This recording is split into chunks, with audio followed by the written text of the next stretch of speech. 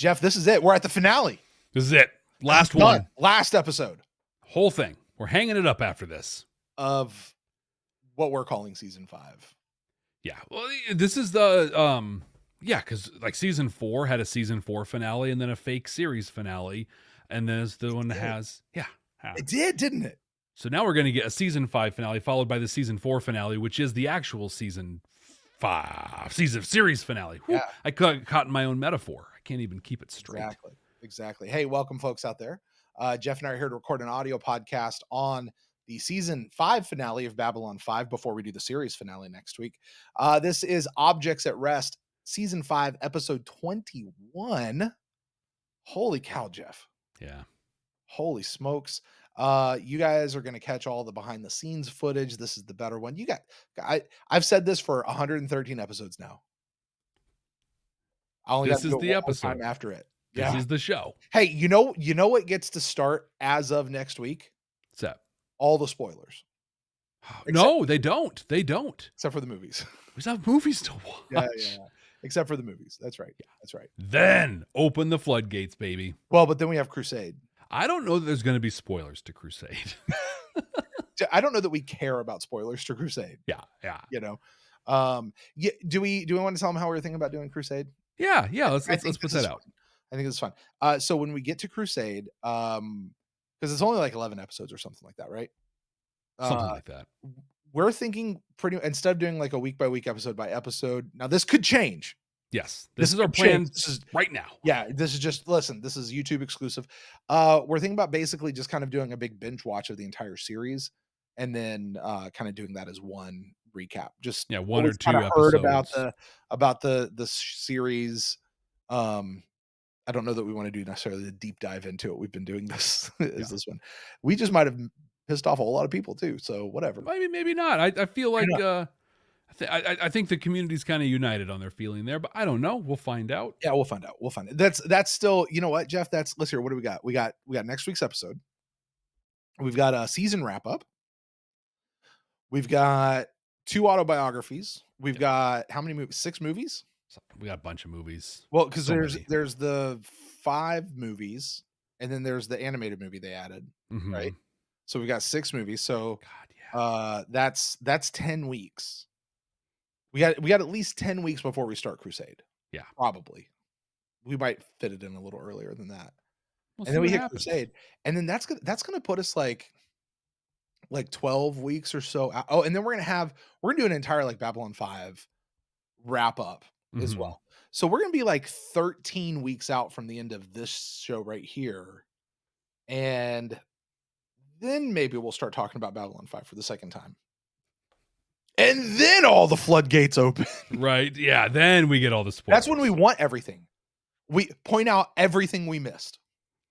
Don't no holds barred. But for right now, don't point out anything we missed. Don't tell us about next week. We're right here. We're at the end. You don't win, right? If you share something about next week, especially there's no prize that you win. Just don't do it. Let us experience this thing. We already know too much about next week's episode. We do, and we don't really know much at all. Exactly. We know. Listen, what do we know that it was made in season 4, lifted, put here, and it's supposed to make you cry. Yep. That's more than I should know about an episode heading into it. And everybody seems to love it. They do, yeah. So anyway. That being said, we're going to get into all of this stuff. So welcome to the show. We love that you're here. Please like the video, share the video, subscribe to the channel while you're here. We got tons of stuff happening over here these days. And Jeff, I think that's it, man. Let's jump into Objects at Rest. At least I should have buffed him just once. Humans form communities. And from that diversity comes a strength. Now get the hell out of our galaxy! The year is 2024. The name of the podcast, Babylon 5. For the first time. Welcome to Babylon 5 for the first time, not a Star Trek podcast. My name is Jeff Akin, and I'm the one who was. And I'm Brent Allen, and I am the one who will be. And the two of us are watching Babylon 5 for the first time for you. The one who is. That's right. Jeff and I are 2 veteran Star Trek That's right. Jeff and I are two veteran Star Trek podcasters. And that's the show, everybody. Initiating getting the hell out of here, Minot. We're done. Oh my gosh, it's too early for this, Jeff. It's too early. Okay, I can bring back. That's right. Jeff and I are two veteran Star Trek podcasters that over 2 years ago said, hey, we're thinking about watching this show. Does anybody want to listen? And lots of people jumped in and said, yes, we would love to listen. And so we hooked up and started watching this show. And we said, hey, let's do the thing we do for Star Trek where we lurk out. Oh my God, what is wrong with this? Is how the show's going to go tonight, folks. We said, hey, let's do for this show the thing we do with Star Trek where we seek out strange new worlds. Oh, sorry. We said, hey, let's do for this show what we do for Star Trek, where we look for those deep moral messages and the things that the show is trying to say. Let's see what Babylon 5 is trying to say to us. We're going to look for those Babylon 5 messages. Again, Brent and I are veteran Star Trek podcasters, but this is not a Star Trek podcast. So to keep us on task, we play an exciting game called the Rule of Three. And what this game does is it limits the both of us to no more than 3 references to Star Trek per episode. That's it. 3. 1, 2, 3. No substitutions, exchanges, or refund. And should we happen to make one of those references, because we're only allowed 3 total for the entire show, you will hear this lovely sound. Because this is not a Star Trek podcast, and we don't do that. We do not. Now, that's what we call our game, the Rule of Three. There's another game we like to play. You guys are well familiar with it. We've done this for 109 episodes so far. Well, 108, I guess. This would be 109, right, Jeff? We've done this. Well, 109 because we did the gathering. We have done this for 109 episodes where we get to the end of the show that we're talking about and we predict what next week's episode is going to be about based on title alone. Never having seen it before, never having seen a thumbnail as far as we can avoid those, and never having read a description, and hopefully being completely unspoiled.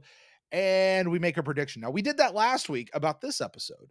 And so this is the spot where it is time to pay the piper.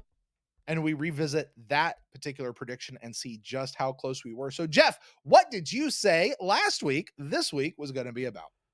Sheridan and Delenn, we're going to leave. We're going to get a little insight into Garibaldi at Edgar's Industries and how Earth is being a bunch of jerkheads and making things difficult for Mars. Jerks.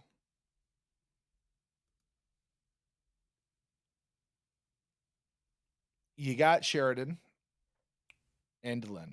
Jeff, you're going to have to do a little bit of editing here. My ADD kicked in and something happened over here and it completely distracted me from what you were saying. So I do not know what you just said. Please repeat that for my sake. Hold on. Let me just make a note. I'm so sorry. Editing. It's all right. I'm so sorry. Hey, you know what? I'm not going to do the editing. We'll just leave it in here. There's the... Well, no, but for the audio piece, you will. Yeah. I do a lot of editing for the audio piece. This one's no. See, this is what I talked to you guys about, the outtakes. That's Brent just spaced for a second and went, oh, shoot. I forgot what he said. All right. Flashbacks to that teacher. Brent, do you know the answer to the question?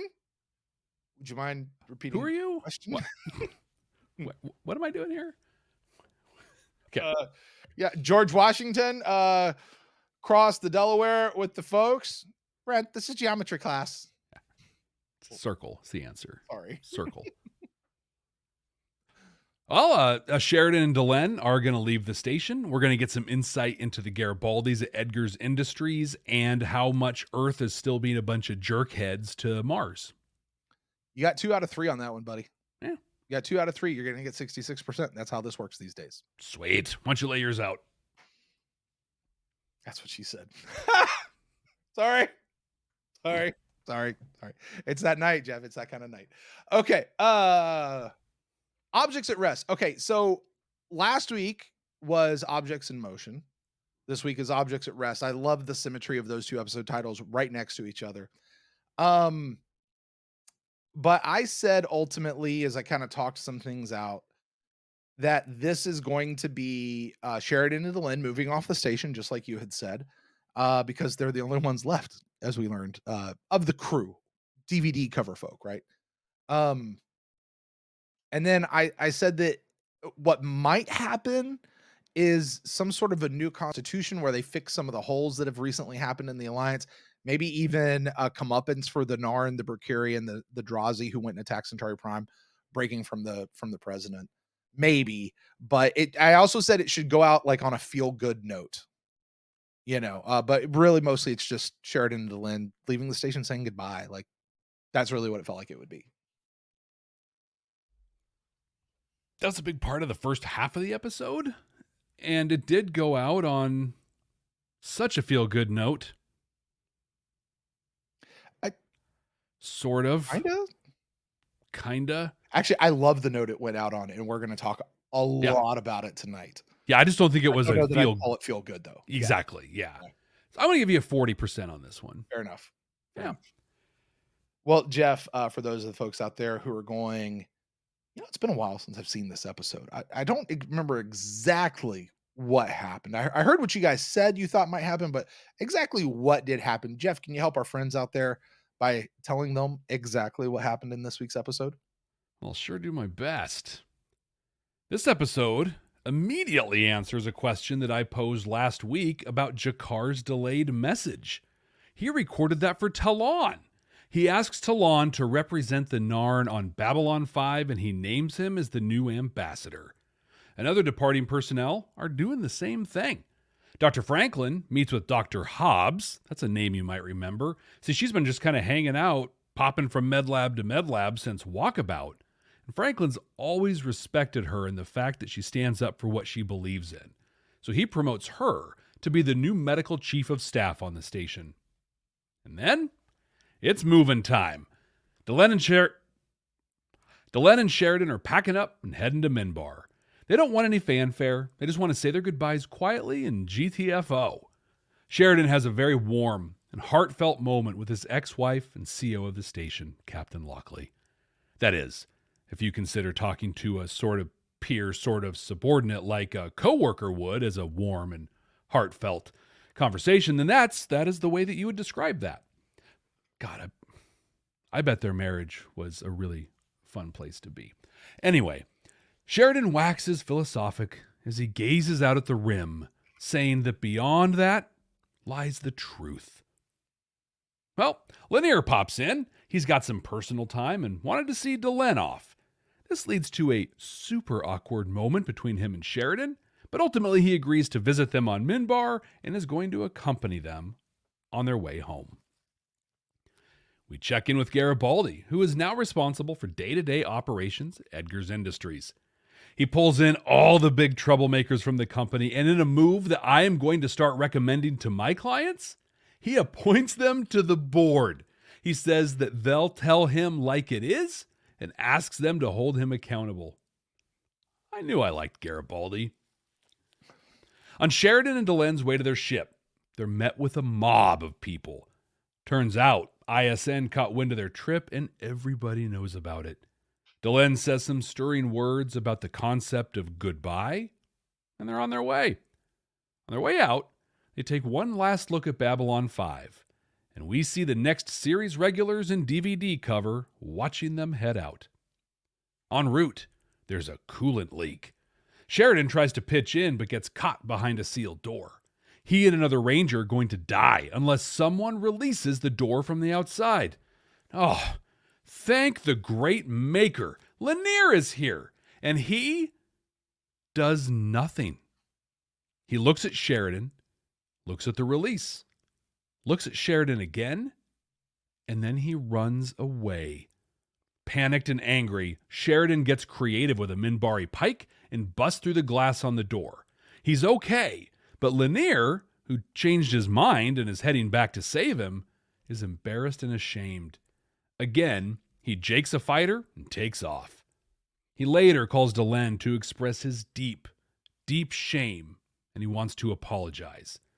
Tells her that he's leaving and asks her to honor his memory. On Minbar, Sheridan records a touching message for his child. He realizes he won't live to see them come of age and, again, waxes philosophical. They're also greeted by a surprise visitor. Emperor Maurer II is there. He visits with them, begs them for alcohol, which is non-existent on Midbar, and offers a valuable gift.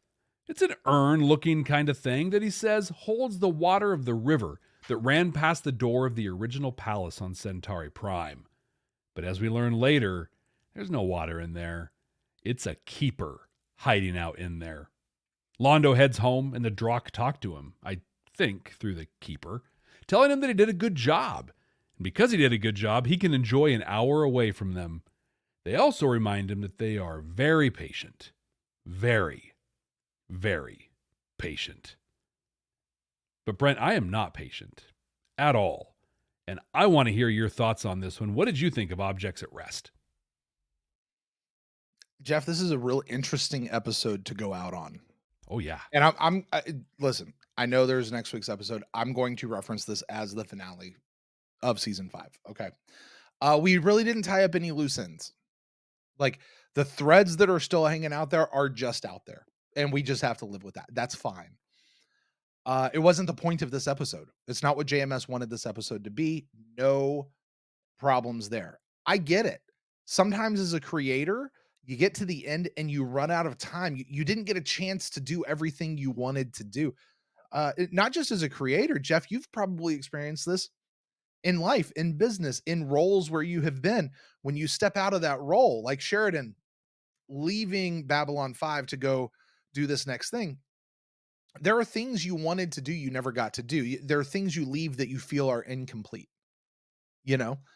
Yeah, that's really what we left behind. I said that too. Sorry, I couldn't not.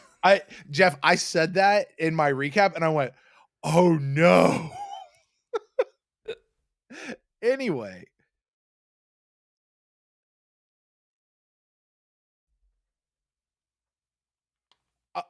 In fact, a lot of that goes along with what I'd thought about the opening of this episode with Sheridan and Lockley, as you had referenced earlier. Sheridan saying that now that the end is upon them, you thought you were ready, but it's just hard. And that's how I kind of feel about getting here. Like, I thought I was ready for the end of this show. And now that I'm here, like, it's okay. I'm ready. But it's also just kind of hard to, like, realize what you've got going on here. Yeah. Now, as far as what we got in this episode, I both loved this episode and I hated this episode. Oh, wow. Let me explain. Please do. People just hit the roof, I'm sure. Let me explain.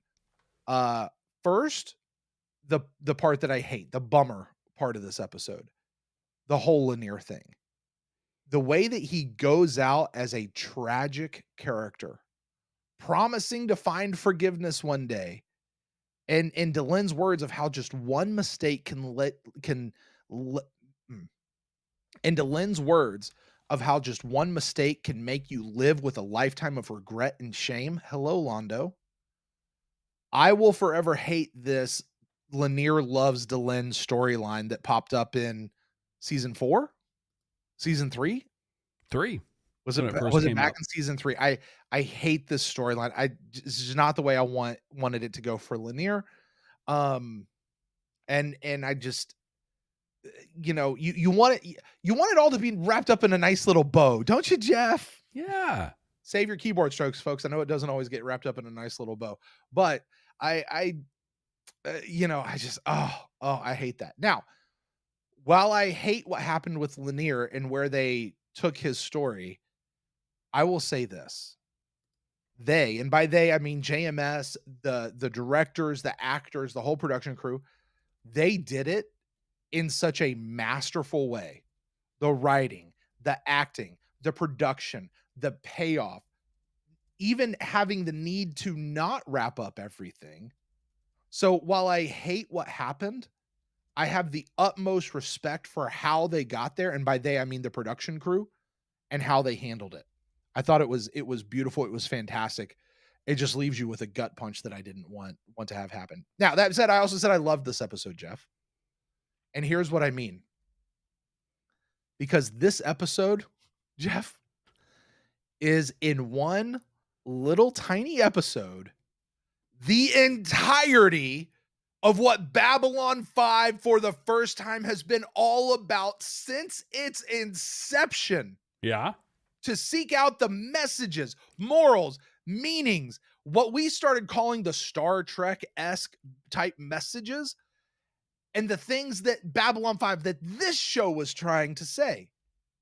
Here, we got a solid 5-minute long monologue by Sheridan laying out every single one of those messages. Maybe not every single one, but a lot of like the core messages that was like JMS just going, okay, here I am at the end. Let me make sure you guys got everything I was trying to teach you over the last 5 years. Here's this, here's this, here's this, here's this, here's this, here's this. They laid it out. Jeff, if you and I would have just started with this episode, we would have saved ourselves 2.5 years of labor. Done. Just like that. Like, yeah, like completely saved all of that. And we would have, like, that would have just been the show. It's like JMS took 5 seasons worth of us digging and scraping, and the roller coaster that this show has been on, from the heel turns to the face turns to the other heel turns. You know what I mean? Like, he took all of that and put it in this nice little box. And then he took the most pristine premium wrapping paper you could find, you know, that kind that just, it cuts with just a slice and it goes through on a single slice. You know what I mean? And he folded it up real nice. And he took this pretty bow, wrapped it around it, tied it up in such a way. And then he stuck a tag on it and said, to Jeff and Brent from Mike or whatever he calls himself. Like, I loved it, Jeff. I loved this episode. I loved it for that reason. And I love, this is how the season went out. It was so good. If for no other reason, just for that little final, we've said goodbye to everybody. Mm-hmm. We got that emotional gut punch, which I hated, but I loved how they did it. And then we got here's the show. It was satisfying. I loved it. I hated it. I cried. I didn't cry, but all of that. How did you feel about it, Jeff? I wonder if we're in the same spot or if we're on 2 different spots. I don't know. We're not in the same spot on this one, but we're not so opposed. Like, we're going to be in the same solar system. Like, I feel like this, like last week, this is an episode that had to happen. You know, it's a necessary one that we got. But, and again, like last week, here's a cobbled together here's a plot thing to move you forward, because I'm so with you on this Lennier thing. I hate everything about it. Yeah. They could have let it lie, right? That when Delenn was just like, hey, I didn't hear anything. It's good. Let it go. That could have been the end. And I would not have liked it, but I wouldn't have hated it. I now hate it. Yeah. It is. If I could interject. A couple weeks ago, we saw Lennier and Delenn hanging out on a White Star. They got crashed. And Lennier did the "I love you, Delenn," and she goes, "I know." She Han Solo'd him, right? Mm-hmm. Yep. And then we get to the end, and she friend zones him all over again. If that was the end, fine. Yep. Fine. Good. When Lennier, we'll talk about that more here in a little bit, but like that, they did not need to bring it up here, except for the dangling thread of Morden saying you're going to betray the Endless Shock. And we'll talk. Yeah, let's talk about that later, because oh my God, I've got thoughts. Yeah. I've interrupted your interrupting thoughts. Go ahead. That's cool. I'll just say that ultimately, like in this, and I'm going to think about this. Well, we got time till we get to the season 5 wrap up. And I'll have more thoughts on it then. But I think this whole Lennier thing, all the way back to, I think it was Ceremonies of Light and Dark, when he first told Marcus that he loved Delenn. At this point now, if you take that whole storyline, I think I hate it more than the Byron storyline. And all because of the way they pulled it back in this. It was dumb. I have a lot of feelings around how they did that. I kind of want to go see your reaction video now. I haven't watched it. That said, yeah, I loved Garibaldi. Did you? I want that show, man. I want that show. Just like, you guys hate it. Oh, you're going to fire us then, right? No. You get 100% increase to your salary. Let's do this. Like, you are going to make the changes that need to happen. And I'm just like, oh my God, this is so good. I loved everything about that. Gosh, what it let us know station's going to be fine, right? Look, Station's going to be fine. Yep. All the spots are filled. Mm-hmm. We're good. It left little breadcrumbs for us that can be picked up to keep the adventure going. Like, this was a season and series finale in and of itself. Yep. Like, I think this did a decent job of wrapping up the big things that it needed to wrap up. It left the things dangling so they can pick them up if need be. If this was episode 22, if this was the end of the whole series, it would serve its purpose. Yes, agreed. Yep. I wouldn't have liked it as an end. You know, like I feel like it's a good season finale. I don't think it's good enough or worthy of closing something like Babylon 5. But if we just say it closes out season 5, cool. Mm-hmm. Yep, this works.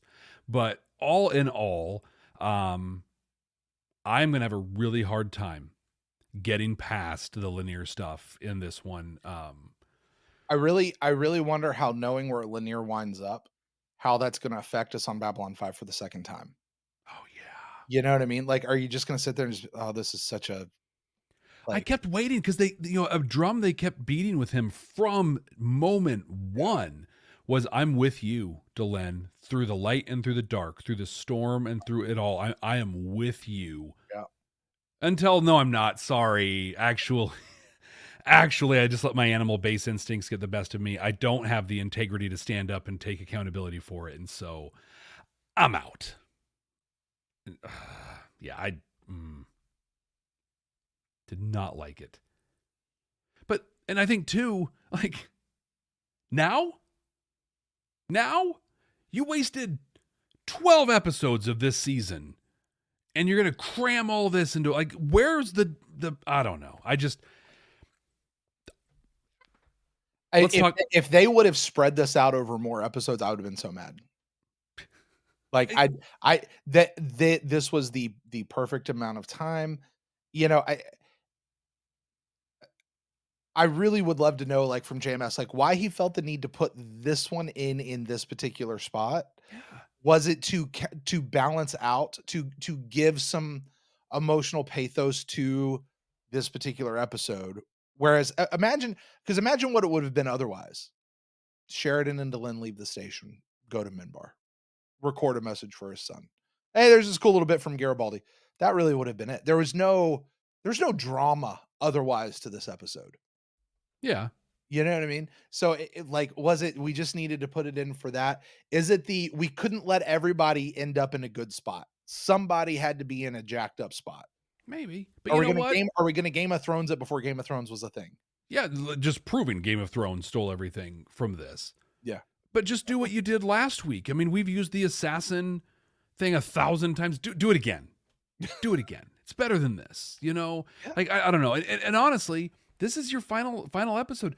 I don't know that you need drama for the whole thing, because I feel like this episode was really 2 episodes in one. You had the episode of wrapping up Babylon 5, the station. We got Talon. We got Tessa over here doing her job, and people are happy about it. Lockley saying she's sticking around. Zach sticking around. Like, everything's good. Cool. Whoop. Babylon 5's awesome. Now let's go check out them on Minbar. And the drama, they could have stretched out the stuff with Londo, thrown in a little more awkward stuff or whatever. Actually followed up on the fact that Delenn saw the Keeper and never said anything about it. Well, I don't know that she fully saw it. I don't know that she fully knew what she was seeing. She saw something. She saw something shimmering there. And even if she did fully see it, I don't know that she knew what it was she was looking at. This is what I know.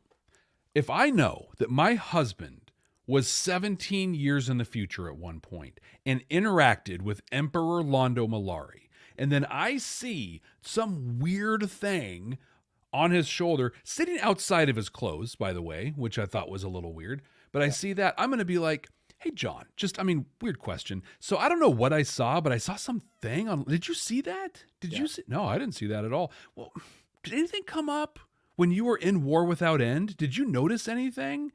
Like, do that. Yeah. Have that fill the time of the Lennier thing. Anything else. Because I'll tell you, I'm just going to dive in. if this is him betraying the Analyshock, this is the dumbest, weakest, most inconsequential betrayal I have ever experienced in my life. Oh, I think so he's fine and he not hurt, and he's not going to hold you accountable. Sheridan said, "This will be between us. It's cool. No big deal." That's your betrayal. It's his own shame. Jeff, that's the thing. It's his own shame that's preventing him from come back. It's not from everybody else. It's he knows, Sheridan knows, and more importantly, Delenn knows that but this, Jeff, this is where we've been talking about this whole series. The redemption of, okay, let's talk about the redemption of Lennier, and he couldn't accept it. Londo accepted his comeuppance. Londo walked bravely into that room, took his clothes off, let the thing attach it, and he's doing what he has to do, biding his time, trying to get to where he needs to get, to where we'll see eventually happens in War Without End. Lennier is running and hiding and not accepting it. And I hate that for him. Like you don't solve anything by running away. No. You don't. You to come back and you know what fixes this? Sorry, I'm gonna stereotypically genderfy this. So please, here we go. Buckle ready? Up. He's gonna man up. He's gonna come and face Sheridan man to man, and he's gonna say, "I did this. I was wrong. I'm sorry. Will you forgive me?" And I well, I don't want to say, and I think if he were to do that and Sheridan were to extend this hand of forgiveness, one, their relationship would be far stronger than it ever was before. Because it's an amazing thing when forgiveness is extended, how it cements a relationship more than it had been before. Doesn't happen all the time, but it does happen quite a bit. Also, I think that whatever spell Delenn has over Lennier, you would find that broken. Yeah. And Lennier would be able to move on. But instead of manning up, just using his cojones and coming in and doing what he needs to do, now he's going to run away. Yep. Yeah, in that moment, if they can connect, because if you notice, like he never called Sheridan, like it was always Captain, your husband, Mr. President. All these, yep, never. And so in that moment when John and John Sheridan can say, Lennier, that hurt me. Like that really hurt me. I was scared. I was shocked. I couldn't believe what was happening. But I can see you're really sorry, and I forgive you. In that moment, that opens the door for him to be like, "Thank you, Sheridan." Like to actually connect with him as a human, and that's where the spell gets broken. Because I think right now Delenn is married to this phantom monster he's made up, and then Sheridan becomes a human, a person, a being to him. It changes. Hey, by the way, you know what occurs to me right now as we're talking? This is what addiction looks like. Yeah. This is how addiction works. I've always defined, not always, but I defined addiction as the thing that you do that you don't want to do when you're in your right mind. Yeah. But you just your addiction takes over and makes you do it. Okay? In this case, would Lennier, when he's in his right mind, ever want to when he's really thinking about it, is he really going to let Sheridan die? Oh, of course not. Not at all. He didn't let Londo Mollari die. The man who was literally dismantling the galaxy back in Convictions, he basically sacrificed himself to save Londo. He would never allow Sheridan or that other ranger to be hurt.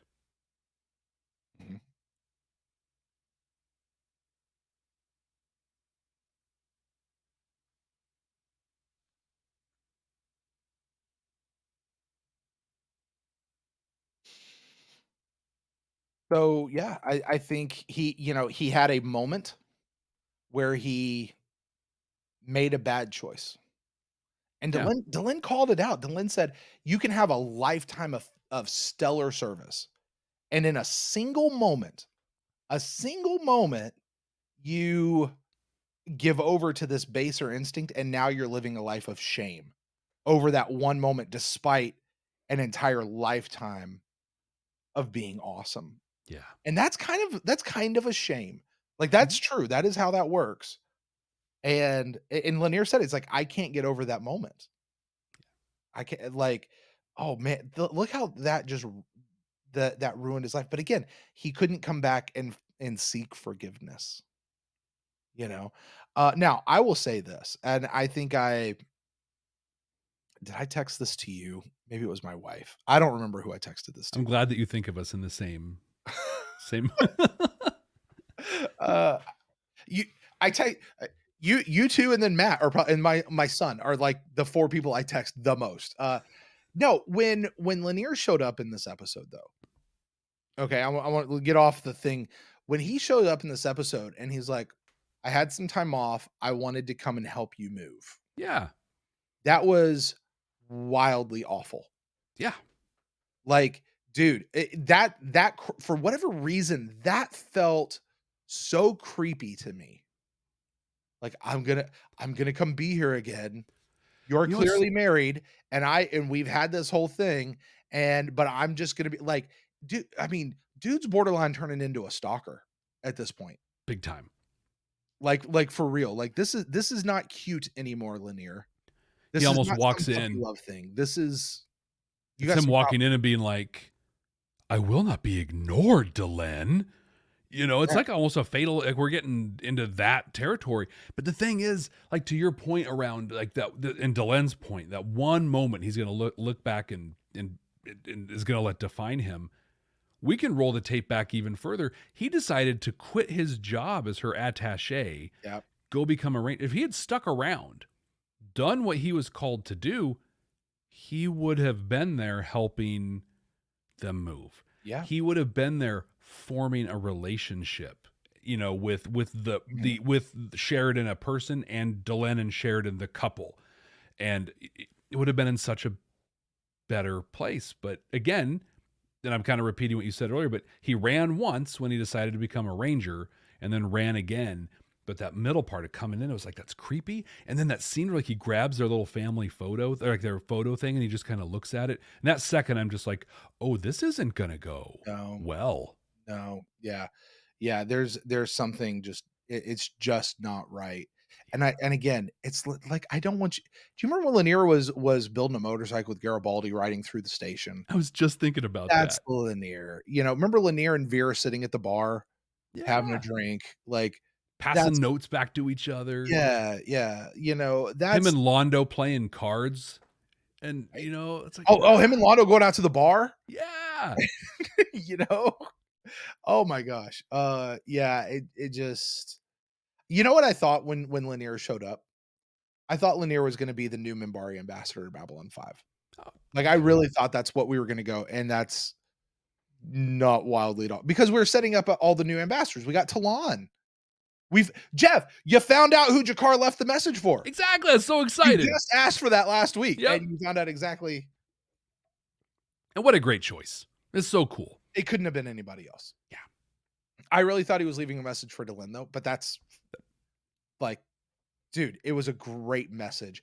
I loved did you see where they kept having the shot of like, here's G'Kar and Talon side by side, and like Talon came into focus and G'Kar faded off? Yeah. Like, that was a neat directorial choice. I'm not sure what they were implying was happening in real life at that point, but from a visual standpoint, metaphoric, like, it was a cool choice. Well, I thought it was cool because they had that, but they kept also going back to him at the screen. So I think it was a thing where reality, Talon, seeing him on the screen, watching the message. Mm-hmm. But for us, we see them and they were setting them up.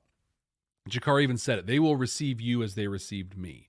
Yeah. So they had them side by side to show, look, they're equal. But I think that kind of in and out, like fadey focusing they did, which was great, was his point around, you know, you need to be balanced, warrior and priest. I came on strong with too much priest. So now you're going to come on, balance that out with a little bit of war. Like, I just feel it was such a great visual language of everything he was saying.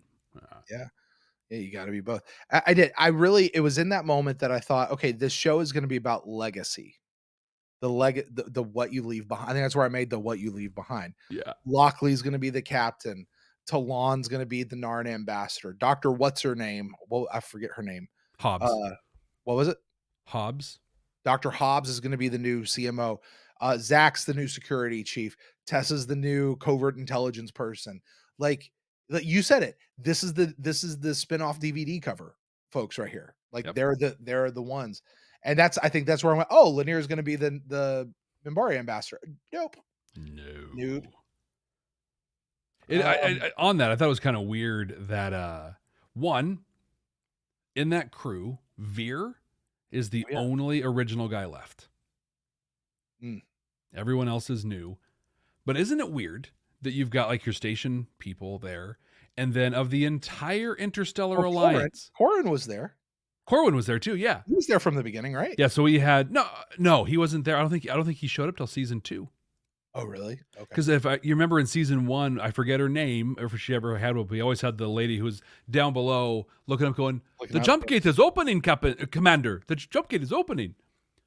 Had her, and then Corwin replaced her. But yeah, so that was in order. I had it here: Corwin, Tessa, Veer, Lockley, Zach, Talon, and Hobbs, that were all standing there.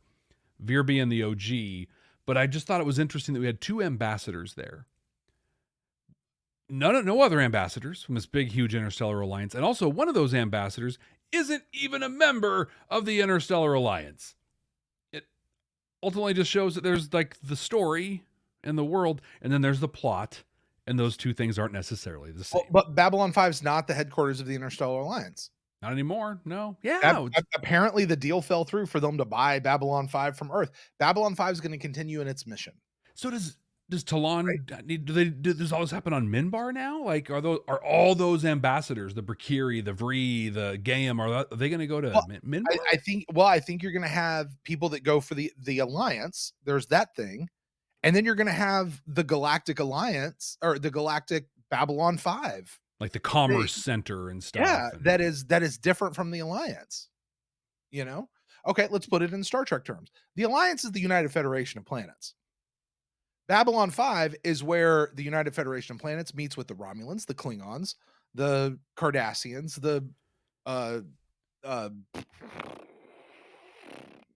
what's that planet out there by Cardassia? The Bajorans? The Bajorans. You know, the blue dudes, the blue ball dudes, those guys. The Orions have an ambassador that goes out there. So you've got the people that represent you at the UAF. You got the people that represent you here. It's 2 separate things. I think I get it. That's my guess. Is it Nimbus 3? Is it the planet of galactic freedom and peace? Sure. I mean, David Warner was there, so why not? There you go. That's 2. We're at 2. All right.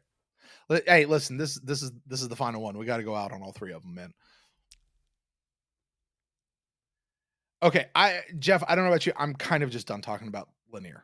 Agreed. It was the worst. Let's go to something that you are very excited about, and I was very interested to get your take because I don't know that it's actually a good move in real life, though I love the television aspect of it. Garibaldi taking over Edgar's Industries, instituting a new board full of misfits. Yeah, I love it. It's not functional, right? You can't do that, but you give them a voice. You put some of them on there. What we used to talk about, and the thing I talked to some of my clients about is hiring your worst customer. So an example, I used to manage movie theaters a long time ago. God, a real long time ago. Whew. I need a second to sit in that. It's been a while. But I remember there was this one lady, and 100% of the time that she came in, she would seek me out to complain. And she was always looking for a free pass or a refund. And I would see her sometimes walking across the parking lot and just be like, oh my God, I can't. So what I did, I'd been coached by someone to hire your worst customer. So I walked up to her, but as she walked in, didn't even let her buy a ticket yet. And I was like, oh my gosh, I'm so glad you're here. Listen, I got a favor I want to ask of you. Let me buy your ticket to wherever you're going. And so I comped her into the movie. And then I said, listen, you're here quite a bit and you're never afraid to share your feedback with me. Will you do me a favor? And when you come in, just ask to see me after a movie and just let me know how it went. Just let me know what worked well, what didn't work well, what you'd like to see, whatever. And I'll comp you in from time to time. Like, I'll take care of you. I'll do that. And she did exactly that 2 times. And then she stopped talking to me and kept showing up. She stopped complaining. Did you keep giving her free tickets or did she start buying them? She bought them. Like, literally, what happened? So I comped her in the one time. She came and told me. I comped her the next time. So 2 free passes. And then she paid every other time. I got some valuable feedback about the performance of my team, but also she quit complaining and continued coming. I made her feel valued and I let her be heard. Listened to. Yeah. She was listened to. Yeah. She was listened to. Which is probably that's what she really wanted. All she was looking for. And so when you take, so I have a core belief in the workplace that most people want to do a good job. Yep. They don't necessarily want to do a great job. They don't want to be an overperformer, and they don't want to be a slacker. They want to do decent. They want to have pride. You know, they want to do the job they're paid to do. Yep. And have pride in that. Yeah. Yep. That's it. And I think that when you approach the work like that, these naysayers that show up generally are going to fall into one of 2 categories. One is you just have actively disengaged people that are sabotaging stuff that's going on. They're bad actors. You get rid of them. Those people generally are loud when it comes to their groups and teams, and they are silent in front of leadership. Like, oh, I can actually say a thing. Oh, never mind. I didn't, blah, blah, blah. I want to operate kind of covertly. The other people are ones who want to do a good job, but they're disenfranchised. They're just like, you don't listen to me. You have stupid processes, your policies, everything here is counter to what we're talking about. And I have the wherewithal to talk and say it. That's who Garibaldi brought in. And what I do, like, especially in change initiatives. So if you have a big change coming on, or you're going to do a process improvement, we're going to do a Kaizen event or something like that. Then I ask them, who are your naysayers? Because you've got 2 types of people. Those other people, those actively disengaged people, I call them cave people. They are citizens against virtually everything. I like that. I like that a lot. It doesn't matter what you bring. They're going to find a way to complain about it. And my advice, stop feeding the cave people. If you've ever worked somewhere, those people are like, this sucks. I hate it. Everything's bad. And what does management do? They answer all their questions. They give all their attention to these people. And the 80% of people who are just showing up to do their job every day, they're like, oh, they're getting attention. Maybe they're right. Maybe this does suck. So find that line between your cave people and the people that want to do a good job but are just disenfranchised, and feed those people. That right there. I've heard something similar to that. That's a neat reminder for me personally right now with some other stuff I got going on. Yeah. To make sure I'm focusing on my 80%, my 90%. Yep. Who are great and cool, and not really focusing on the other folks who I think I might have actually been focusing on a little more. Yeah. That's a good reminder for me right now. You're welcome. Not here, just in other stuff. But yeah, no, all of that to say, well, let me break, just because you opened the door, let me break it down. Let me be Starfleet Leadership Academy, Jeff, for just a second here. So you've got this continuum, and there's a lot of nuance to this continuum. But when you lead, you look at it like this. I got 80% of the people just showing up. They're here for a good time, do their job, watch the show, whatever it is they're showing up for. You got 10% of the people that are the cave people or the negative people, right? So that splits up. That's the nuance, and it's important. But they're your negative people. Then you got 10% of your people that are cheerleaders, right? They're excited. They're always engaged. They're signing up for this stuff. They're in the conversations, whatever. We tend to take that 10% of cheerleaders for granted. Oh, it's great. They're happy with everything. It's cool. We tend to pay attention to those cave people. And where we give our attention, wherever you're at in life, if that's you as a manager, if that's you and your family, if that's you in a community, whatever it is, where you put your attention, that's where the 80% starts to look, because they're looking for your attention. So look at those cheerleaders, be excited about them, feed them, and watch magic happen. Anyway, Garibaldi was awesome in this. I loved it. So I love, like I said, I love the concept, but I just want to be clear. This is not a good real life concept to do. I mean, operationally, no. The concept is beautiful. Bring your naysayers together, give them a charge, give them a voice. Do not give them every seat on your board. No, but because here's the thing. He empowered them with such power that if they were to pull together, they could oust Lise and Garibaldi. Yeah.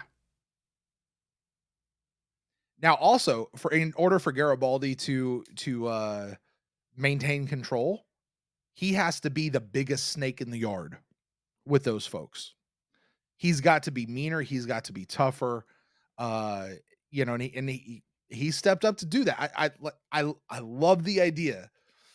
I don't think that works in real life. Nope. But I just if I could be a little critical of the show for just a moment. The dude that was like, "So what, we're all fired now?" was one of the worst actors I've seen on this show. Like, I was like, that moment right there, I was like, "Dude, you got paid extra money to say that line, and that's what you gave us? Like, really?" I need you to go and ask for a refund from Ari Ben Zane's acting school. Right. Oh my gosh. All right. So Delenn and Sheridan, they're all like, "Listen, we're just gonna sneak out of here. We're gonna leave real quietly. Nothing's gonna happen." And nope. There's no way they're getting off that station quietly, right? No. Like, that's not even a possibility. They get off. Delenn goes up. They're like, "Hey, you probably ought to say a few words." And Sheridan walks out holding Delenn's hand. He looks at her, and she just has this beautiful, this eloquent speech about not saying goodbye. "We'll see each other again, so forgive me for not saying goodbye." And all Sheridan does is go, "Yep," and what she walks said. on. Yep. She's the one. I was like, dude, smart man. Yeah. Smart man. Yeah, I had do the talking. I had a question rolling back a little bit earlier. So like, you know, he and Lockley are looking out, you know, in the CNC, and she's like, "You know, what are you looking at there?" He's like, "The rim." Yeah. What do you think's out there? The truth. Is there a part? So like, there's a piece of Lorian in him. That's why he gets to live as long as he does. Is there like drawing? Is there like a draw for him to that? I think so. Yeah, I think so. I think so. But my question here is, what is the truth he's talking about? Oh yeah. What is that? Like, what's out there? The rim. And what is that? The truth. The truth of what? The truth of our existence? The truth of, what are you talking about? Yeah. Like, again, a question for JMS. What did that mean? Yeah, maybe it's his truth, right? Like, because dude died, right? And where he died, what he died for, and what brought him back are all out beyond the rim now. Mm-hmm. He's got to have questions. Yeah. Yeah. So I could see that. When Delenn's given her great speech, which, spoiler alert, I will be talking about near the end of the episode. Do you think this was I don't want to burn a reference on this. It's the last one, Jeff. I'm not going to burn it. Do you think this was the scene where, like, do you think all those people were the crew? Oh, I know. Like they've done in other shows? What you're talking about. Yeah. No. No? No. It'd be cool if it was. No, listen, this is not a reference. Okay. What you're talking about is, did they get to the end and put, look, there's the producer, there's the writer, there's a director there's a frequent guest actor who's out of makeup right there. There's the lighting guy, there's the sound guy, there's all that. I don't think they did that. No. I don't think I think that was a unique idea for the show that did that. And I don't see that being something that happened. It could have. I could be way wrong. And if I'm wrong, cool. Yeah. I just don't think it was. I think I was watching it through that idea of the other show, and it was just like, oh, that'd be a cool thing. There's a lot of people here. Yeah. Maybe. Yeah. Yeah. And then Londo shows up. Well, but before that, because we have the whole thing that happens with Lennier on the White Star. Now, we talked a lot about how much we hated the whole Lennier thing. Well, we got to talk about at least what happened on the White Star. And I'm simply going to start with this. What was Lennier doing? Did he think that if like, was this a moment where he's like, hey, if Sheridan dies, then the way is clear for me to be with Delenn? Like, that had been his thought, right? Exactly. This guy's going to die. Thought. This guy's going to die, and I can slide in and take over his pregnant wife, who's now going to be a widow. Yeah. Yeah. Wow. Dude, she's already rejected you. This is not a good idea, dude.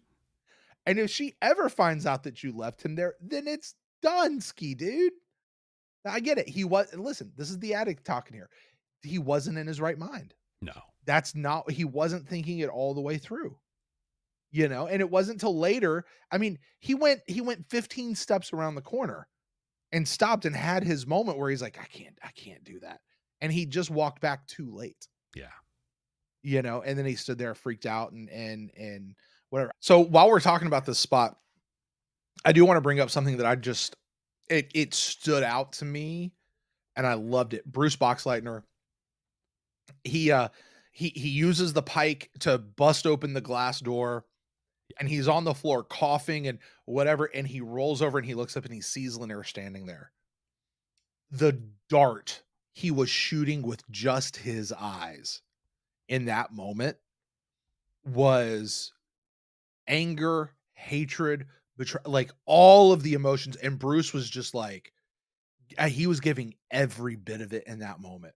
Like I bought every second, and he didn't even say a word. It was just a look he was giving. Oh, it was so good. Last week we got the smile that dispelled the tension with him and Jakar. This week we get that look. It was so good. I do want to talk about that Minbari Pike thing really quick. Yeah. That was so awesome. I loved it. I loved that at first, so he pops it open and he starts banging on the glass. Yeah. Now, the pro wrestler in me who understands this stuff looked at how he was holding that pike, and what it showed me was they had clearly built that to be like sugar glass that would break easily when he needed to do the stunt. So he couldn't just wail on it with the thing. So if you ever watch it again, go back and look at his hand positioning on the pike and how he's got his right hand up. He's like choking on the pike. There's only a little bit there and he's swinging on it. What that does is it lets him use his shoulders so he can give it the illusion of swinging at it, but there's no actual force because the where he's holding it chokes it off. You'll see this in pro wrestling, chair shots, cane shots, baseball bats, where they hold things in a way where, like, especially baseball bat swings, no one's choking up and holding the thing up and taking a full swing. They've got it held like this and they go so you don't get the whole piece. I remember when I thought that was great. Who used to do the sledgehammer? Was that Hacksaw and Duggan? No, the sledgehammer was the 2x4 was Hacksaw Jim Duggan. Right. But no, who had the sledgehammer? Somebody had a sledgehammer. Oh my God. Maybe they just use sledgehammers every once in a while. Somebody pulled it out from under the ring. Sometimes, but there's dude who had they would go to hit somebody with a sledgehammer. They always had their hand on the end of the thing and they would just hit them with the back of their hand. Yep. Like, and understandably so. Yeah. You know, but it was like, yeah, I was like, wow. Yeah. But then when he stops, he's like, hold on, what am I doing here? And he just pops it open into the thing. I loved it. That whole scene was cool. I got to tell you, the way I honestly just thought they did was they just put plexiglass in the thing, cut the shot, put the sugar glass in, and then went for the next shot. That's how I thought they did it. But sure, yeah, that's money. That's budget right there. That takes a lot. It's a lot easier to tell Sheridan or tell Boxleitner how to not bust the sugar glass. There you go. I like it. Lennier, or I'm sorry, not Lennier. Sheridan and Delenn are having a conversation, and Delenn goes, I always knew he felt something for me, but I didn't know that it was that. What? And I went, bull honky. Right? I just edited myself. You've trained me after last week. I'm very sensitive to that. Like, I was like, dude, you were just on a ship with him in a dying moment, and he said, I love you. You knew. Yeah. What are you talking about, Delenn? You're not that stupid. Like, oh my word. Oh, and Sheridan's a good dude because he's like, look, we can get past this. We can move on. He's your friend. I'm gonna, like Sheridan wanted to. I talked about it last week with Jakar. He wanted to move towards Lennier. Lennier moved away. Mm-hmm. Well, he went on a mini journey there because at first he was like, if he comes back and he says, I was coming back to save you, not make sure you were dead, would you believe him? And he's like, I don't know. I don't know. That's a true statement. Yeah. Yeah. And he went from there all the way to, look, it's fine. Just he comes back. It's going to be, there will be a cost for this, but it's going to be between him and me. It's those two things are not mutually exclusive. They're not diametrically opposed. Exactly. No, he can not trust him, but still let it be okay. Mm-hmm. You know what I mean? Like those two things can coexist.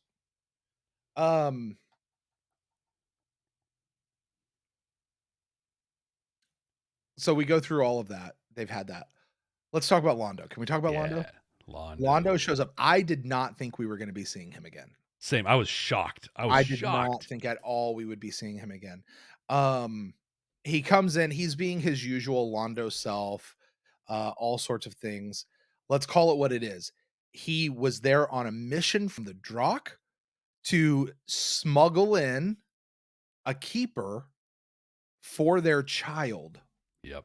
To attach to him when he turns 16. Do the math. That's war without end. It's war without end. It's also, as Sheridan kind of points out here, around the time Sheridan's going to die. It's within a year or two of Sheridan dying. Now, Sheridan said you become of age at 21. I'm like, do you? Okay, maybe in the future. Depends on the state. That was gross. I'm sorry. Okay, sorry. So that's what they did. Did this whole thing with this urn and blah blah blah, and Londo bloviates.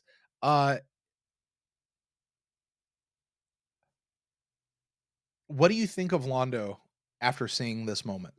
Oh man, because I've still have a high bit of respect for Londo out of this moment, and I'll tell you why. But go. I think we're in the same place because dude figured out real fast that alcohol shuts this keeper down, and he was begging for it because in my story, in my head, yes, give me some Bravari. Yeah. Get me some whiskey. Let me get wasted. I'm going to tell you what's happening. I want so badly to tell you. And they will think that I've just delivered you a thing. Mm-hmm. Yeah. As far as they're concerned, I will have completed my mission, but I will have been able to give you a heads up and shoot. Yep. Sheridan being a good dude and respecting their culture is going to cost them their kid. Well, I don't know. Maybe. Dylan said he was okay. Yeah. But now I need to know what happened to him that he was okay from. Exactly. Like what was going on? Did he get the keeper and they had to have it surgically removed? I don't know. Did they drop the urn and the little seal came off and they're like, that's not water falling out of there. What the heck? Right. But I mean, Londo couldn't tell them what was up without everything happening because then people blow up on Centauri. But here's the hole in that. Yeah. So he heads back to his ship and we get kind of that long twilight struggle. Yeah. Window view of him again, showing this. I loved that shot. Yep. Yeah. Great callback. He's just as broken in this moment. Because, I mean, that was watching asteroids get tossed by a mass driver. He just planted a bomb that's going to take 16 years to go off, but it's going to be just as devastating, if not more. Yep. And he did it, and he knows it. But the Drakh talks to him, like through the keeper, and he's like, good job, pet Londo. Like, pat him on the head. Good job. You get an hour away from us. Brent, in that hour, why didn't he get on the comm? Sheridan, Delenn, throw the urn away. Good God, help me. There's a thing attached to myself. Oh, God, I can't talk anymore. Where was that? What does that mean to have an hour away from them if he can't write a letter? Yeah. Send a text. Tell your dude, like, dude, you have to go tell them that thing was there. You've got to go tell, like, call Jakar. Yeah. Be like, yo, dude, Jakar. Speak in some sort of a code if you have to. Something. Don't let them have the urn. Go get my urn back. Go, hey, Londo, or hey, Jakar, I gave Sheridan a present, a present from my people, right? I just keep waiting for it. I get a present from my people for you to poop on. Right? But Londo's gonna Jakar's gonna sit there and be like, Londo doesn't give, like, there's nothing like that in Minbari society. He must have told me that so I can go get it. Like something of that nature. Like that would have been, I want to see Londo playing this game. Yeah. I want to see, like, so we last saw Londo in just the most dire of places. I want to see Londo playing the chess game now. Yeah. Where he has to play this game, but he's trying to outmaneuver the Drakh. But they don't know. Like, they're not allowed to know, Breadcrumbs. Exactly. In between being drunk and between being, positively reinforced with time away from them, that's when you do the work. Because what my understanding says when the Drakk are listening. Yeah. So. And my understanding now at this point is what that keeper does is it's a connection. And so they can hear what he says, see what he does, and if he messes up, they blow up the planet. Yeah. And they're not controlling him necessarily. They only control you when something is going on with their interest.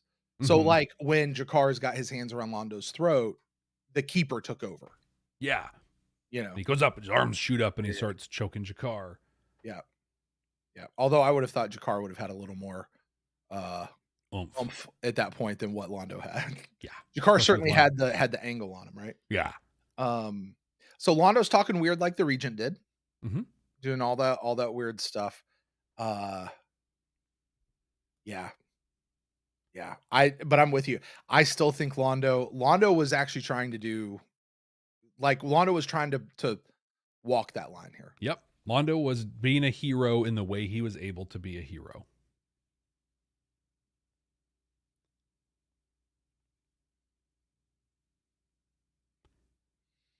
And then Sheridan having trouble sleeping, having existential crisis about everything. Gets up and records little message for who we are guessing is going to be baby David. Yeah. Yeah. That was a cool scene. Do what? That was a cool scene.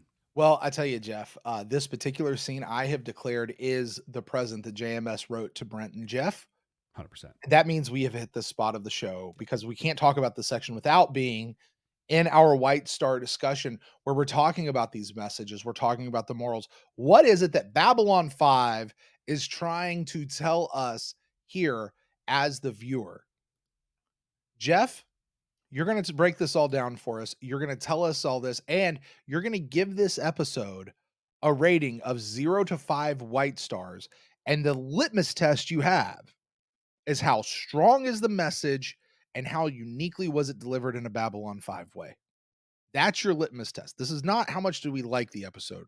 This is, let's talk about the message. Jeff, what do you got for the message? Let me say the messages delivered here in Objects at Rest. There's like two directions I can take on this one. And one of them has many, many, many bullet points under it. And you will see those bullet points if you check out my notes on our Patreon. And that's the first path, where I just go down Sheridan's monologue, right? He's talking to his kid and does exactly what Brent said. Packages up everything in Babylon 5. So let's go down these bullets, shall we? Hey, find a mentor, right? An ally like he has in Delenn. Find someone that's not going to judge you, that you can talk to and look to for support. Second, you're going to make mistakes. It will happen. Some will be big, some will be little. What's important is not the mistakes, but what you learn from them. I loved what he said. As long as you get back up and you're 2 inches taller, then it's all good. So good. I mean, I didn't mean anything to anybody. Especially coming off the linear thing. Exactly. Dude, just be better. Be better. And I don't know how many centimeters that is, but he basically said for our non-United States-based people is, as long as you're taller than you were before, then you're good. Third, he says, home is not a place. It's where your passion takes you. Yeah. Right? Oh, man. To me, that means it's a place, it's people, it's experiences. That's home. It's where you're living your purpose. Yeah. Friends come and go. Lovers will come and they will go. Enjoy them for who they are. Enjoy them for what they are when you are with them. Fight for what you believe in. I'm sorry, let back up, because there's some other words he had there. Yeah. So they will change, you will change. And from time to time, your way may split. And that's okay. And it's okay. Then do what you just said. Yeah. Yep. And fight for what you believe in. Always. Always. Always. And never start a fight, but always finish it. I could dive into all these, right? Like, we have talked for hours, literally, about all of these bullet points. About 2 years. We've talked for these about 2 years. Yeah. It's well packaged. It's beautiful the way he says it. It's so emotional the way he's laying it out for his kid. It's just it's awesome. Love everything about it. But I want to talk about the other direction I could take this. And by the way, I'm taking this both directions because I can. But the other direction is Delen's speech. There is no Minbari word for goodbye. I love this. My grandpa, thank God, may he rest in God's holy light or whatever. He's dead. I love him. It's great. Hope he's good. But he refused to say goodbye all the way to the end. And if you did say goodbye to him, you'd either get a lecture or a backhand. Had a complicated relationship with my grandparents. But to him, goodbye was final. Just like it is for Delen. And even as he was dying, he didn't see that as final. Right? There's no goodbye. It's not forever. For him, it was, I'll be seeing you. And that has stuck with me my entire life. The message on that to me is that we're all connected. It all comes together, right? And that we are all connected as one. It's almost the Minbari faith that we're all just manifestations of the universe trying to figure stuff out.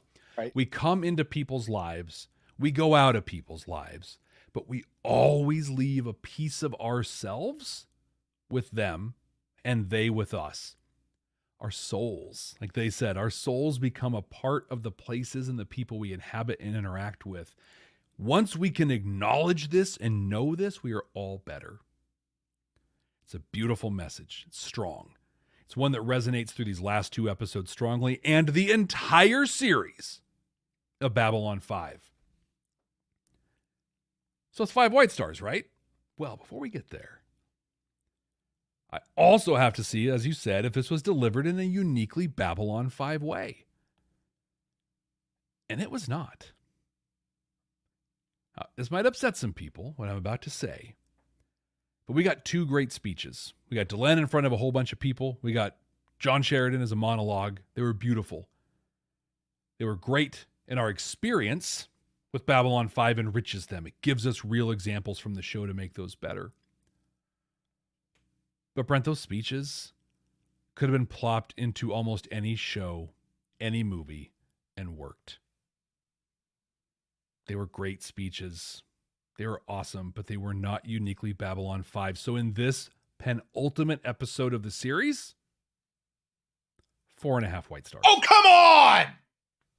Come on! Just doing my job, man. Just doing my job. That is ridiculous. That is more ridiculous than Michael York playing. No. That hurts. This is a 5 white star episode through and through. All the way. What are you talking about? You could have put those speeches anywhere. I don't care. Anywhere. These speeches wrap up all of Babylon 5. This is the message of Babylon 5. And they delivered it in a not Babylon 5. Well, okay, here's where you can sway me. The speeches could go anywhere, in anything, and be awesome. But it's all the 108 episodes, 109 counting this one, and the stories behind them. Like I said, our experience with Babylon 5 enriches those speeches, but I'm going to let you stump that it's our experience with Babylon 5 that actually makes those speeches. Because here's the thing. Those speeches would have been cookie cutter, fortune cookie type messages if you just plopped them into any episode or any other series.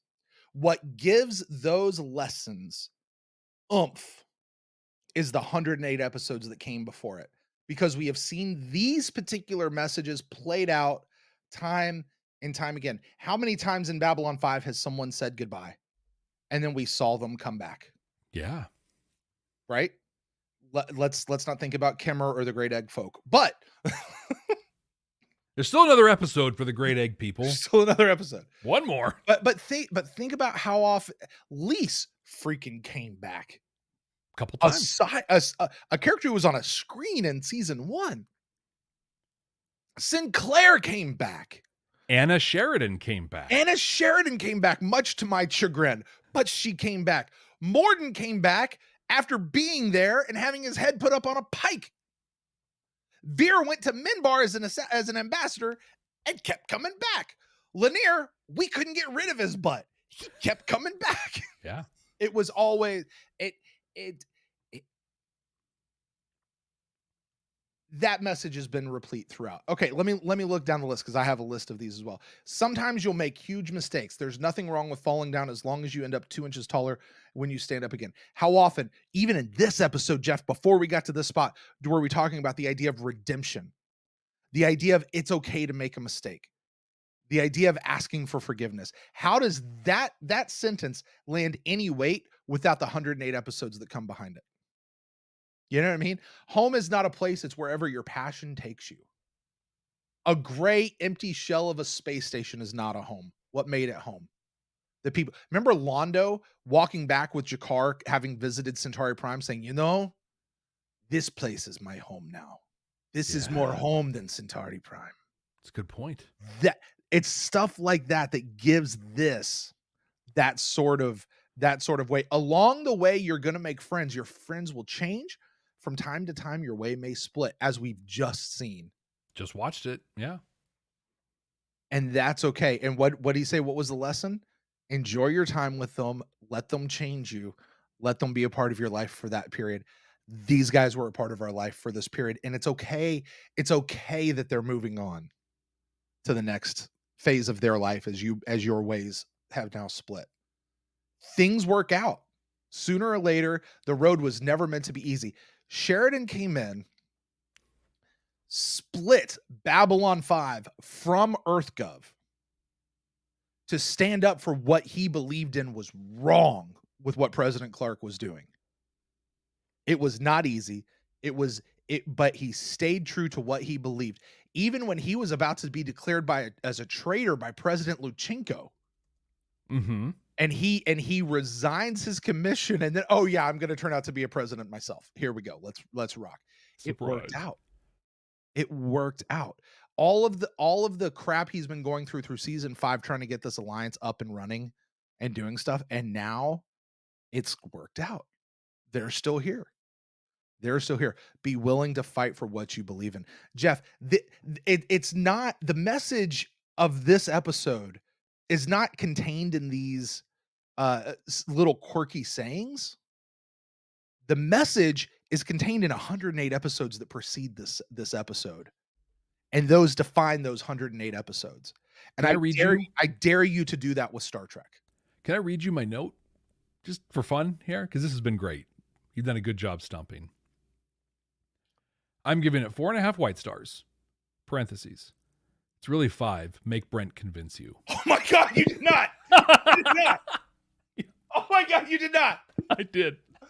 Oh my God. Jeff. Yep.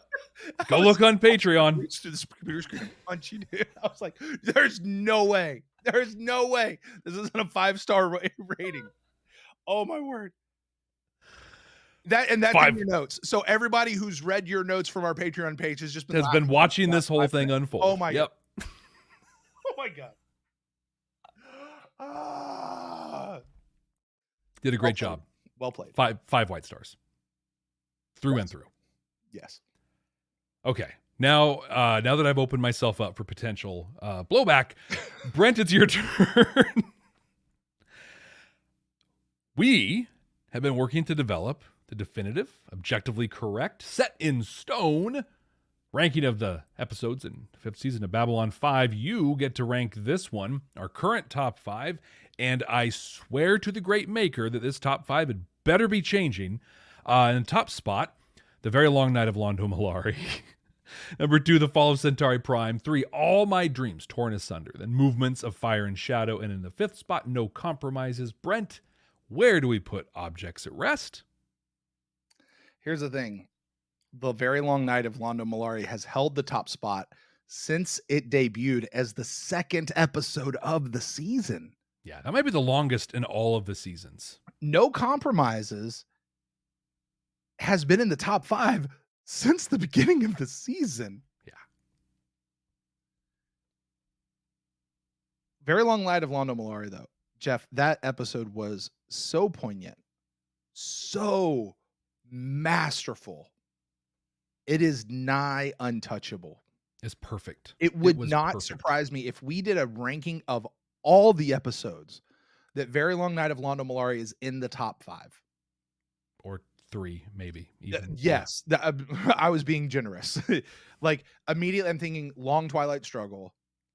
The one that wrapped up the Shadow War. Yeah, was that Fallen Night? Was that it? And then, Very Long Night of Londo Mollari. I mean, top 3. Yeah. Like, and those are just the ones that come to the top of my mind without thinking about the rest of them. Oh, TKO, of course. Of course. I mean, I can't forget about that one. Honorary. It's number 0. It's so high. Right. That being said, Fall of Centauri Prime, which is our current number 2, was also poignant and it was masterful, but it is not hard to touch. And this one for me tops that. This is my new number 2. Brent, that is the correct answer. Absolutely 100%. This was amazing. I still find that it had some massive flaws. We'll just go ahead and call those flaws linear. But as soon as you take that out, this is an amazing episode. And even that linear stuff served a purpose. But I would also argue that the linear stuff, from a writing, storytelling, dramatic production way, were amazing. I just hate what happened. I hate more the content of what happened than how it happened, personally. Well, now we get to lay to rest objects at rest. And before we get to a moment that I literally have like butterflies and goosebumps about, Brent, in 2 weeks' time, we're going to look back at the entirety of season 5. We're going to be wrapping up the 5th season of Babylon 5 in a thing that has become a tradition for us, where we go back and talk about cool things in the season.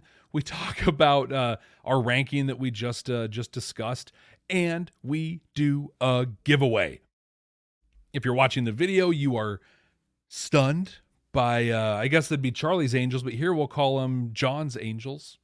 John's Angel, which would make you a Vorlon, really, right now. Brent's got some great poses going on.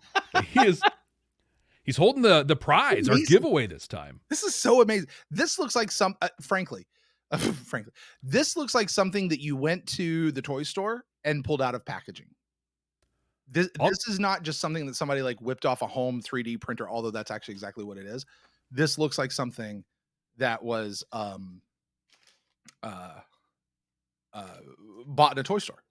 I'll take it a step further. It feels like something that was bought in a toy store.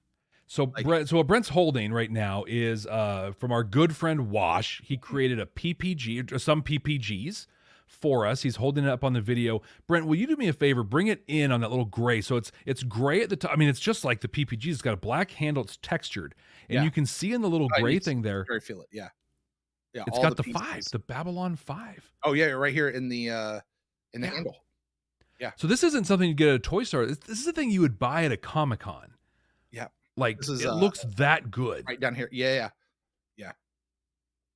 It's got sights on it. You know, like right down the line that actually work. It's so good, man. It's so good. Incredible replica of a PPG by our buddy Wash, and we're going to give a couple of these away in our season 5 wrap up. And all you have to do to enter is be a patron. Go to patreon.com/Babylon5 first. It's a number 5 and the word first. Doesn't matter what tier you come in at. Doesn't matter what date you came in at. A couple days before the wrap up, I'm going to pull all those names into a spreadsheet. I've got a macro that gives me a random one. And that person, we're going to say your name or a couple of you on that season 5 wrap up. You reach out to us and you'll be the proud owner of one of these incredible PPGs. And that's happening in 2 weeks. But next week we're watching, Brent, the series finale of Babylon 5. Okay. Sleeping in Light. Sleeping in Light. Sleeping in Light. Okay. Brent and I know 2 things about this. We know that it was filmed as the close to season 4 when they thought that was going to be the end. And we know they didn't make any changes to. Oh, wait. We also know that it's supposed to make you cry, apparently. supposedly they didn't make any changes. I don't know. I can't confirm that that's true or not. Okay. I just feel like I've heard. Have you heard that somewhere? I feel like I've heard that somewhere before. I've heard that too. Yeah. Okay. So that's what we know. We know nothing else. I know I've avoided thumbnails on this thing. Screenshots that I'm aware came from this. We know nothing. And one of people's favorite parts of our entire show is where we look at the title alone of the next episode. This is the last time we're going to be doing this, Brent. And we're going to predict for all the work that we put into this show, the recaps, the ending bits, the discussion, the analysis, the white stars, the rankings, for the all of this stuff. The single thing we hear from people out there that they love about this show is the predictions, when we get them right, when we get them wrong, and everything in between.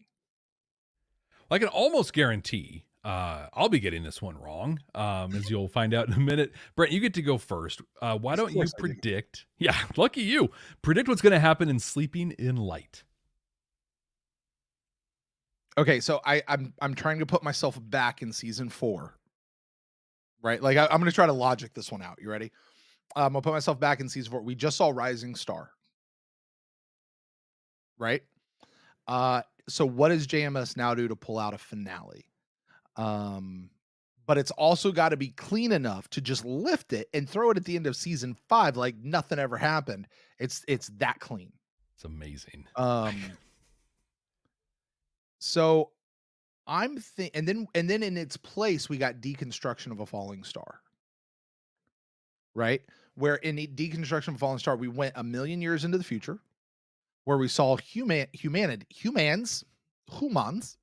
evolve and go become angels, Vorlons, effectively. Pretty much. They ascended into whatever.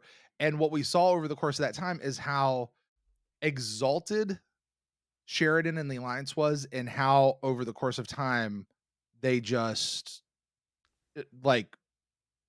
they became like nothing. People distorted what really happened. They implied motives. They criticized it more than what it actually deserved, and bad things happened.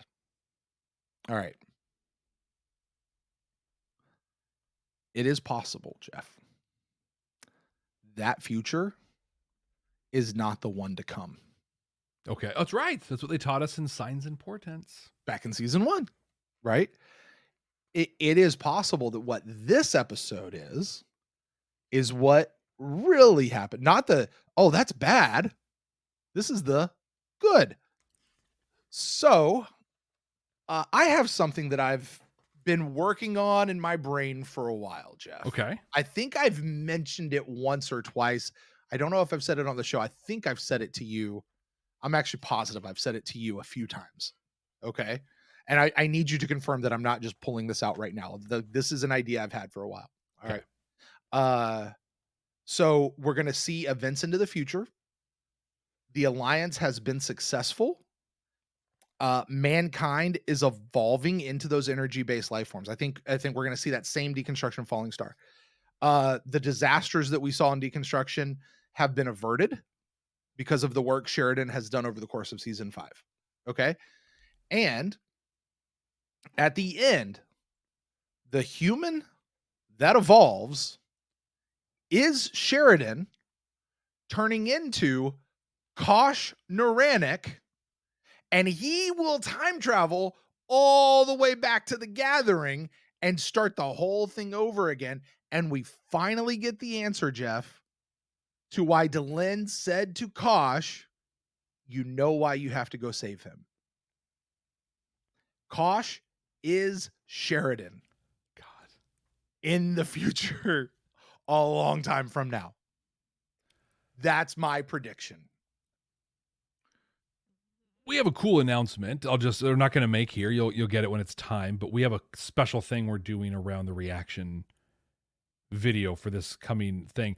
All I'm going to say is, if you're right, I'm thinking back to two very pivotal reactions I did.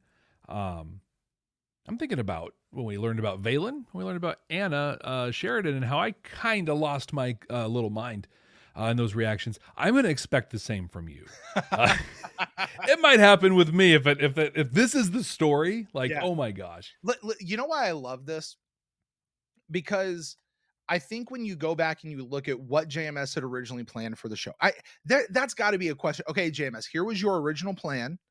Over the run of the show, things happened that threw your plan into awry, and here's how you got around it. Was it Sinclair that was always planned to be Valen?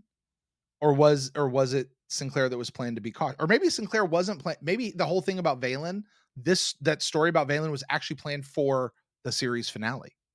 We weren't supposed to get it in War Without End. We were supposed to get it like now, you know? So you shunt Sinclair off to the side. We get that early. Now what do you do with Sheridan, the guy who's come in to replace him? Well, if he can't go be Valen,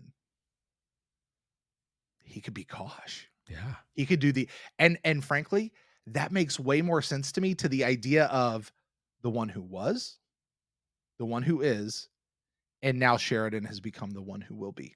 The will be is Kosh, who is in the future, and then we'll come back to the past, making the one have to be. Big loop. Yeah. Was, is, and will be. Yeah. Dude, that's a bold prediction, and I want it to happen. It'd be so awesome.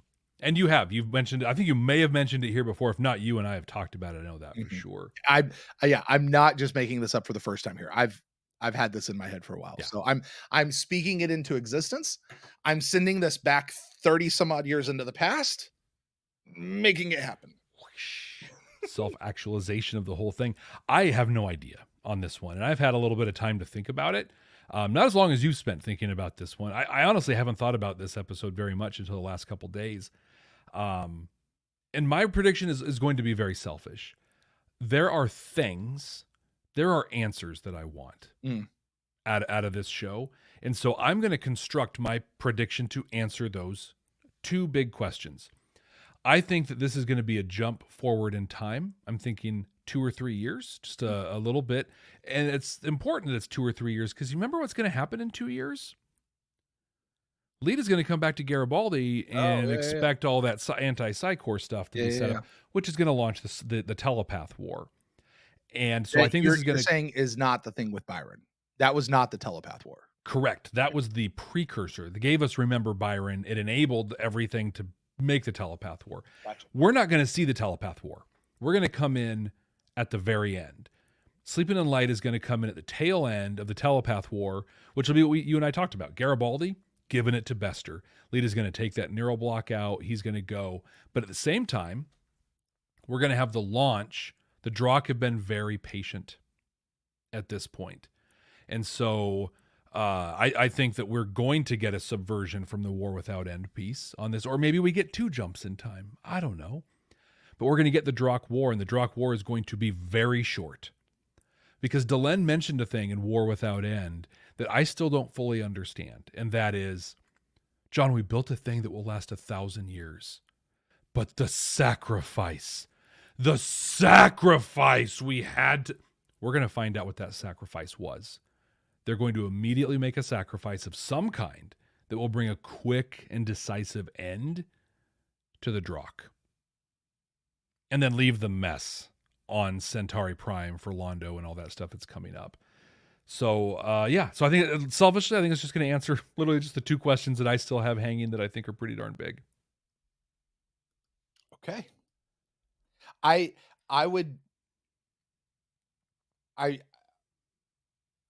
really don't want Corey's mother, Corey's father to be Bester's last episode. I will be furious. As pivotal as he has been. I really like how everybody talks. Oh, he's the best villain of the show. He's his own thing. He's whatever. Like, he's not done. He can't be complete. Like, there's just no way. Although I have already come to accept that storyline is done. I can't. Because Sheridan is Kosh. Let's go. We'll find out. Hey, we're going to find out right here next week. Next week, we're wrapping this thing. We're not wrapping it up. Next week, we're watching the last episode of this series. Thank you for being here today. Make sure you're here next week as well. Make sure you've subscribed wherever you're watching, wherever you're listening.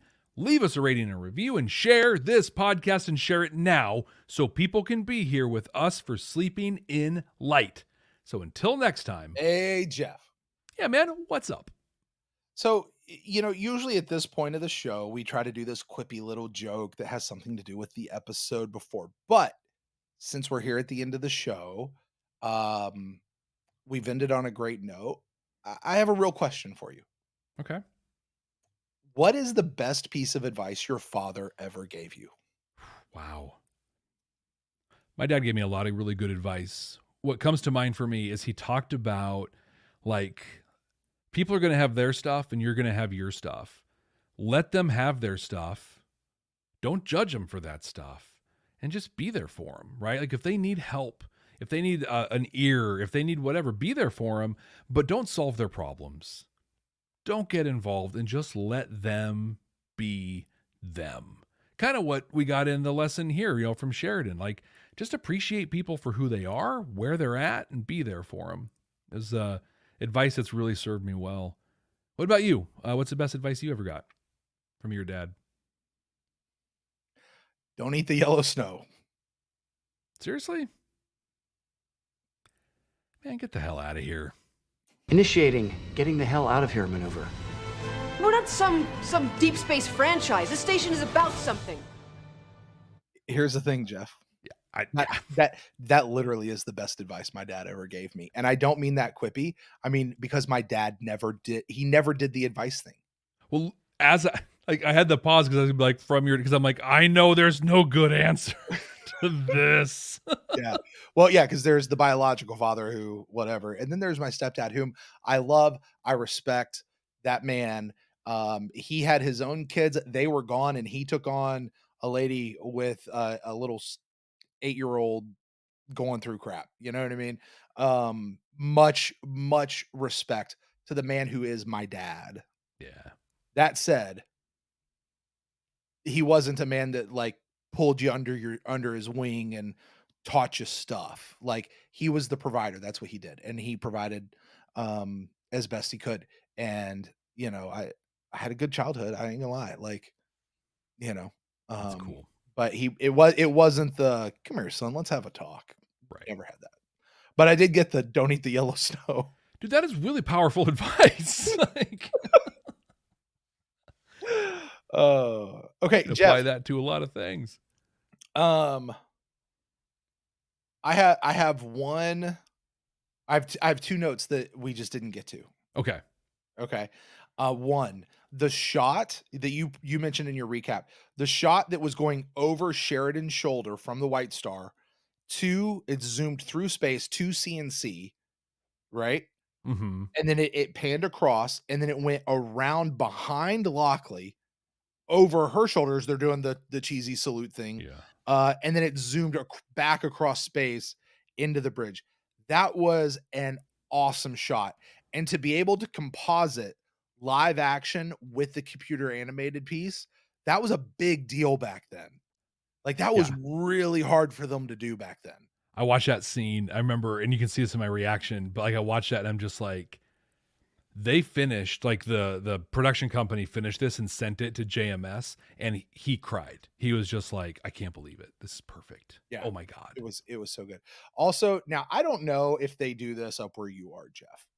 You're in one corner of this country. I'm in another corner of this country. For people who don't know, we're basically in two different countries. Like, our cultures are very different, right? Very. Like, just so when the fact that both Londo and John did this at the same time, when Delenn got up to go take that phone call from Lennier, both Sheridan and Londo did the like sort of half stand up thing, which is when a lady that's good manners, Jeff, where I'm from. When a lady stands up to leave the room, you stand up as well. When a lady enters and goes to sit down, you as a man, it's just polite. It shows respect for the woman that is coming in. You don't really do that for men, but you do that for a woman. And the fact that both Londo and Sheridan, like Londo, who's not an Earthling, and Sheridan, who is married to a Minbari lady, not like, it wouldn't have been anything to her. Like, the fact they both did that, I really liked that moment. Like, just a little part of my training coming up. All right. Yeah, not a thing we do here, really, but I'm aware of it. I've seen films. Do you open doors for? Yeah, that happens. That Do happens. you It's pay in when it. you go out on dates? I don't know. It's been a long time since I've been on a date. I Okay. mean, I do because it's our money. You're using your card. That lets me access her funds. Your all's money. Yeah. But no, growing up, we did, and it's funny because like a thing will happen, not often, but it's happened to me I think twice, where I hold the door open for somebody and a woman's like, "I can open my own door," and I'm always just like, "Okay, well I opened the door for everybody, sorry," and then I let go of the door and walk away, like whatever. That's a them thing, not a me thing. That is definitely a them thing, not a me thing. Yeah, I think it's cool to open doors for people. Period. The one people always told me this is going to get me in trouble. It's only happened a handful of times. I mean, I can count them on one hand. Where I'm from, everybody's hun. Everybody, especially if they're younger and of a different gender, for whatever reason. Hey, hon, how's it going? Come here, sweetie. Like it is colloquial. It is endearing. It's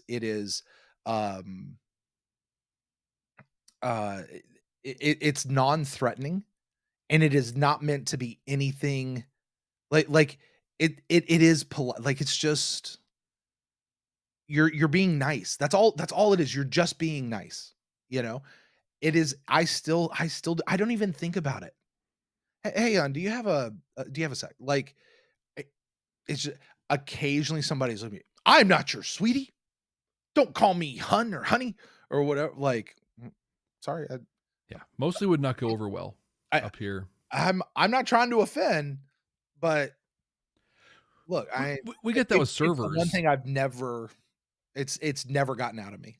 We get that with servers sometimes, where like if they are an older person, like like older, or if they're a very attractive woman, they can call you hun, sweetie, or whatever, and you're like, oh, okay, they're doing their thing. But anything else, no, sir, no, ma'am. Like sir and ma'am those are falling out of favor real fast as well. Yeah, sir and ma'am falling out of favor. Mm-hmm. Wow, I will never forget. My boy was 3-4 years old, something like that. So when my boy was 6 weeks old, we went on a trip to go visit my wife's parents, who did not come up for the birth. Okay. And the reason why is because her mom was incredibly sick. Her mom wound up passing away at 6 weeks. My son was the only grandchild she ever got to meet and hold him as a brand new newborn baby, 6 months. Okay. So a couple of years later, my father-in-law, my wife's dad, got remarried. And they live in South Carolina. And this lady that he married now they're from California. Okay. Out in your neck of the woods, Jeff. I'm just saying. Ish. Well, you're over on that side of the Rocky Mountains. So, and my wife's maiden name is? It's my name. It is. Akin. Jeff, I don't know if we ever said, we might be related down in the line somewhere. Anyway. That'd be awesome, by the way. I would love everything about that. You need to do the DNA test, dude. I've already, my wife's done it. I just need you to do yours, and I just need a couple of ships, a boatload of money, and your silence before I give anybody my DNA. And no one is accepting that offer, so whatever. Anyway, but he married the southern of all southerners from South. And when my son, who now at 3 years old, 4 years old, is talking and stuff, and he would say things like, they'd ask him a question, say, yeah. And she'd say, yes, ma'am. Oh, yes, wow. And it was one of those things, honestly, until that moment, I'd never thought about it. But as soon as I went, yes, I need to be teaching him to say, yes, sir, no, sir, yes, ma'am, no, ma'am. And to this day, like, you say, hey, boy, did it. Yeah. No, we don't do that. That's not how we are polite. I don't care if you mean it or not. You're at least going to be polite on the outside, because that's how we are in the South. You could be mean as snot on the inside. You're going to be polite on the outside, son. That's how we roll. Yeah, not so much here. I feel like this has gotten boring for the people out there listening. Maybe, but it's interesting for us. Yeah. Anyway, Club 65, you guys are awesome. Jeff, last episode, dude. Got a couple movies, got a couple other things, but I mean, as far as the series proper goes, this is it. This was mission accomplished. Like at one point, this was the finish line for us. Yeah, because we were like, we're not going any further. Like this will be a fun. This will be like a 2-year project, and we'll dip out. We'll be good. It's grown a little bit since then. It's just a tad. Yeah. Just look at our YouTube channel. And in fact, we'll close out with this for Club 65 because you may have heard this on some of our other content. We'll use it as kind of a tag, but bye, nerds. I love that. Never brought it here to Babylon 5, so there you go. Oh, that is, for the people who don't know, that is Jeff's daughter, who every time she's in the room with us before we press record and Jeff shoos her away, but as she's walking out the door, I can hear it over the microphone. All right, bye, nerds. Yep, she's just like this. Bye, nerds. And she's running door away. slams. Yep. And you can hear it like trailing off as she goes. She was very excited when I'm like, "Hey, can I record you saying?" She said, "Yeah." I would love to. All right, guys, we're gonna get out of here. Thank you so much. We'll see you next week. See you. Keeping in the light.